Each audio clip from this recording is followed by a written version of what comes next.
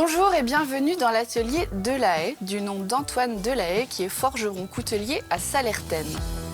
C'est au cœur du Marais vendéen, dans ce village labellisé Ville et Métiers d'Art, qu'il a choisi de s'installer.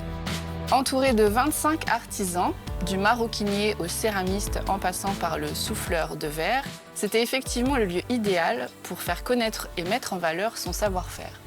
Mais comment travaille-t-il et quelle est sa clientèle ? Pour le savoir, je rejoins tout de suite Antoine.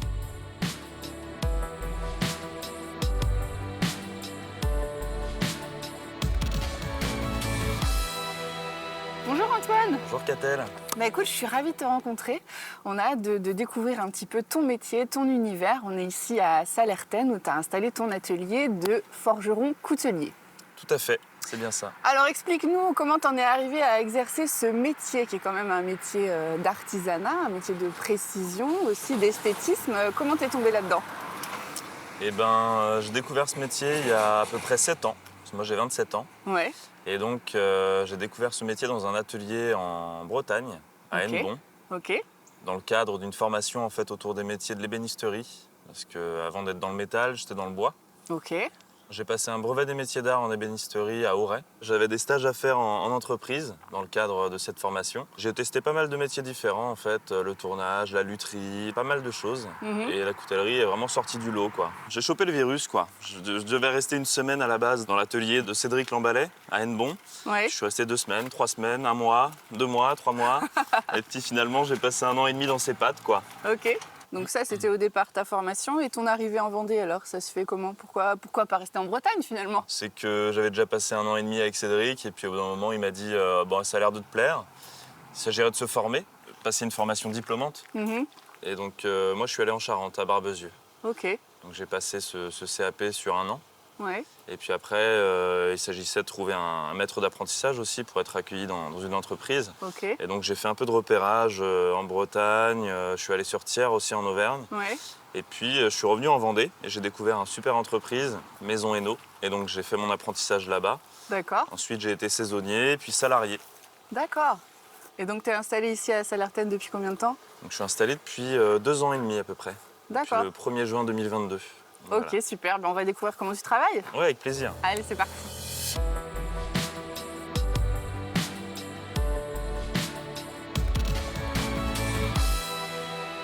Donc ça y est, on est dans ta forge, enfin en tout cas à côté. C'est là où tout démarre au niveau de la fabrication des différents outils que tu prépares. Alors explique-nous un petit peu par quel matériau ça démarre. Tu travailles quel métal ? Alors voilà, ici c'est la forge, ça va être la première étape de fabrication. Des couteaux, des outils, des objets forgés. Donc la matière première finalement, ça va être de l'acier principalement. Ok. Moi j'utilise des aciers assez carburés en coutellerie. D'accord. Parce qu'en gros, il y a différentes familles d'acier. Il y a le fer pur, qui est très très mou à la base. Ensuite, il y a l'acier doux, qui est utilisé dans la construction, Ok. notamment en ferronnerie d'art. Et puis, il y a les aciers spéciaux, au-delà de 0,40% de carbone dans leur composition. Donc, c'est ceux-là qui vont principalement m'intéresser pour la coutellerie et la taillanderie, quoi. Alors, tu nous expliquais tout à l'heure que tu fais des couteaux, des outils, etc., beaucoup de choses. Ça se répartit comment, si on peut schématiser ça au niveau pourcentage ? Est-ce que la forge et les outils représentent l'essentiel de ton travail ? Je crois que tu fais aussi des réparations. Donc, est-ce que les couteaux, c'est vraiment la majorité de ta production ou pas du tout ? C'est assez équilibré ? Ouais, dans mon chiffre d'affaires, la plus grosse partie reste la coutellerie. Ouais, quand même. C'est quand même ce que je voulais conserver. Ouais. C'est le cœur de mon métier. Après, j'ai réussi à amener pas mal de variétés autour du métier, c'est-à-dire que je fais des stages d'initiation à la forge pour les gens qui sont intéressés pour venir réaliser 1 ou 2 couteaux avec moi. Je fais de l'affûtage pour les particuliers et pour les pros, que ce soit couteaux, outils. Je fais aussi des objets forgés. Donc, ça peut être des objets utilitaires comme des patères, de la quincaillerie, des choses comme ça. Des couteaux, des outils.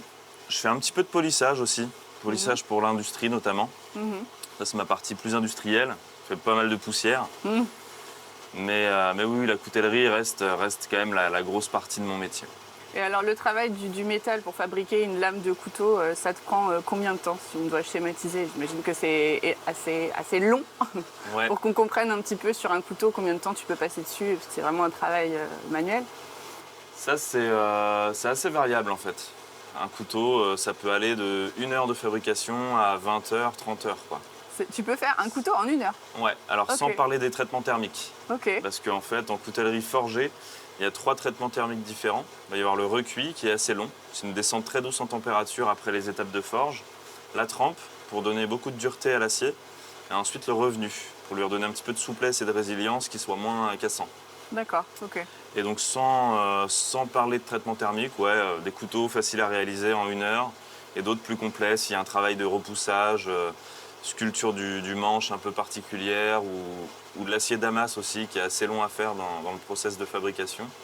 Ok, donc on dit que là, on démarre par le travail de la lame. Ensuite, si on doit schématiser les étapes, ça va passer par quoi? Tu vas travailler sur quoi ensuite? Alors là, c'est les étapes de forge. Ensuite, traitement thermique dans l'atelier à côté. Alors vas-y, je te suis. Alors là, on se trouve dans l'atelier. D'accord. Tu vois, je te parlais des traitements thermiques. Ça C'est se passe ici dans que ça va se cette machine? passer. C'est D'accord. ça. Alors c'est quoi ça? Alors ça, c'est un petit four Un électrique. petit four, ouais. Donc là, la prochaine étape après la forge, ça va être le recuit. Je mets mes couteaux au chaud là. Hop, tac. Je referme le four. Il est à 900 degrés à peu près. Et donc je vais couper mon four, le laisser redescendre à température ambiante. Et ça met à peu près 9 heures. 9-10 Ah, quand heures. même. Il a une très bonne inertie. Ok, donc tu peux en mettre plusieurs, évidemment. Tu as C'est plusieurs ça, ouais. étages. Ouais, Ok. tout à fait. En général, je fais des lots, je fais 10, 20, 30 couteaux. Oui, c'est ça, tu fais des petites séries. C'est ça. Ok, ça marche. Donc après les 9 heures, on récupère les lames de couteau. C'est ça. On les récupère, on les redresse, parce que souvent, elles ont tendance à se déformer en fait. Ah, par l'action du four, ça va bouger un petit peu. C'est ça, tout à fait. En fait, quand on forge, on crée pas mal de contraintes dans l'acier. Sur la section de base, on l'a vu tout à l'heure, là, c'était un octogone. Donc on va quand même pas mal la marteler pour changer sa forme, pour la modeler. Et donc des fois, on met plus de coups de marteau d'un côté ou de l'autre. Donc il y a beaucoup de contraintes et le recuit va permettre d'éliminer toutes ces contraintes. Et donc ça, cette correction, tu l'as fait là, elle dit sur l'enclume, mais au couteau directement? Donc ça, c'est ça. Au marteau? Au marteau, ouais. D'accord. On peut même la redresser à main nue. Hein. Ah oui. Quand c'est recuit, c'est très très mou, quoi. Ok, Donc là je tu corriges redresse. la lame. C'est ça. Je perce. S'il faut percer pour mettre des rivets, pour venir habiller le couteau avec des plaquettes en bois. Ok, alors quel type d'habillage justement tu peux proposer? Alors sur cette gamme de couteaux, ça c'est les couteaux bruts de forge, donc ils vont rester tout en acier. C'est ce qu'on voit, il y a tout un travail de courbe ici. Ok, ça. d'accord. Donc là, ça restera tel quel, ça va juste être un Poli. nettoyage ou voilà, un C'est ça, polissage. tout à fait. Ok. Et d'autres couteaux, donc on peut imaginer mettre un manche en bois, en corne. Moi je travaille pas mal de matériaux différents. Ouais. Ça peut être du bronze, du laiton, du cuivre. Tu vois au-dessus de nous, là, il y a quelques bois de serre. Ouais. Ça me permet de faire des manches de tire-bouchon, des manches de couteau. D'accord. Après, je travaille la corne aussi, l'os. Ouais. Là, il y a pas mal d'essences de bois différentes. Ça peut être des bois locaux, des bois exotiques. Et alors, il y a des collectionneurs de couteaux qui font appel à toi, j'imagine, qui cherchent voilà, le couteau rare ou justement une essence de bois très rare qui vont vouloir s'offrir. Oui, tout à fait. Ouais. Il y a une variété énorme. Les collectionneurs sont assez intéressés par tout ça. Donc, moi, j'ai l'occasion de faire des pièces de temps en temps pour des collectionneurs, des pièces un petit peu haut de gamme, un petit peu qui sortent de l'ordinaire. Sinon, ça va être des cuisiniers, des chefs cuisiniers. Et pour le moment, ma clientèle, ça va être les particuliers surtout. Essentiellement. C'est ça. Alors, donne-nous un exemple de commande qui sort de l'ordinaire, justement, que tu as pu réaliser. Quelques dagues pour la chasse, éventuellement, repoussées. Ah oui. Des couteaux à dépecer aussi, pour les chasseurs. C'est des couteaux qui font un peu peur, ils font agressifs. Des très grands couteaux. C'est ça. Pas mal de couteaux en damas différents. Ouais, ce que tu nous expliquais tout à l'heure. Ça crée des choses assez sympas. J'ai fait une fois une épée. Mais je ne suis pas spécialisé là-dedans. En France, on a des forgerons d'épée qui font des reconstitutions historiques. Oui, ce que j'allais dire, le côté fête médiévale, etc.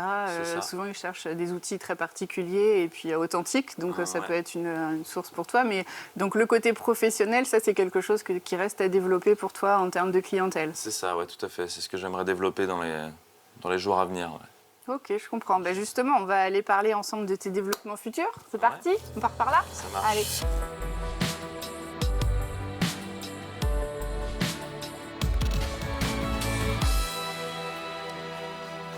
Bienvenue dans la boutique. Ben merci. Ok, donc là, c'est où le public peut acheter tout ce que tu proposes. C'est ça, tout à fait. Des kits de couteaux, notamment. Ah oui, d'accord. À monter soi-même, ouais. Ah, génial. Même sans avoir fait ton atelier? Ton stage, je veux dire? Je donne quelques idées, quelques indices. Et Ok. puis les gens, avec peu de matériel, réussissent à monter leur couteau. Alors, on parlait tout à l'heure des axes de développement pour toi. Donc, on a parlé voilà, de la cible professionnelle. Est-ce qu'il y a un autre axe que tu travailles? Est-ce que tu penses notamment, je ne sais pas, à l'export ou une cible particulière que tu aurais déterminée? Alors ouais, j'aimerais développer la gamme pro et puis me faire connaître aussi pour l'affûtage, l'entretien des couteaux. Pour le moment, j'ai une petite clientèle de particuliers professionnels Ouais. qui vient me solliciter pour affûter des outils, des couteaux. Après, le développement à l'international, ouais, bien sûr, ouais, complètement. Ça va avec la communication. Pour le moment, j'ai un couteau qui est parti aux États-Unis. Ça reste anecdotique, mais je crois qu'il est parti à Las Vegas. Ouais. Et alors, comment ça s'est fait cette commande justement? Comment ce client de Las Vegas t'a découvert? Eh ben, il est venu dans la boutique. Ah, il était en vacances? C'est ça, il était en vacances en Vendée. Et puis, on a cette chance ici à Salertaine. On est un village d'artisans en fait. Bien sûr. Donc en pleine saison, on est quoi, 25? Ouais, il y a beaucoup de passages. C'est ça, ça ramène pas mal de monde et on a beaucoup d'Anglais, d'Allemands, de Suisses, quelques Américains aussi. Ok. Donc, ouais. Ça génère quelques commandes vers l'étranger. C'est ça. Et je crois que tu as été récompensé aussi cette année. Ouais, j'ai eu un petit trophée décerné par la Chambre des métiers, ouais. Les mains d'or, c'est ça? Des mains d'or, c'est ça, ouais. Alors quel était le principe? Qu'est-ce que tu as fait pour être pour être labellisé, pas récompensé, pardon, je vais y arriver, de ce trophée-là? Quel était l'enjeu? Eh ben, on avait un jury du coup qui se promenait dans les ateliers, toute une sélection en fait. Plusieurs artisans ont été visités et puis donc a priori c'est moi qui ai été sélectionné, donc d'accord. Je n'ai pas fait exprès. Ah bah tant mieux. Ah, ça fait plaisir, ouais. C'est une reconnaissance. De ton travail, de ton savoir-faire et de la qualité de ton travail en l'occurrence. Bah écoute, merci beaucoup Antoine, on est ravis d'avoir découvert ton atelier, ton savoir-faire. On te souhaite le meilleur pour les années à venir et puis on reviendra te voir d'ici quelques temps. Merci à toi Katen. À bientôt, au revoir. À bientôt, au revoir.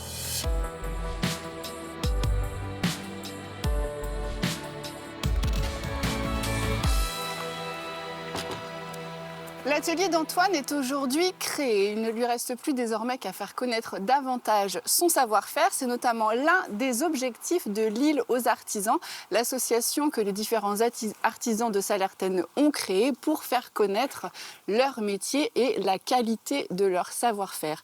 Qualité notamment certifiée par Antoine pour ses couteaux qui sont garantis à vie pour un usage approprié. Merci beaucoup et à la semaine prochaine pour un prochain Mageco.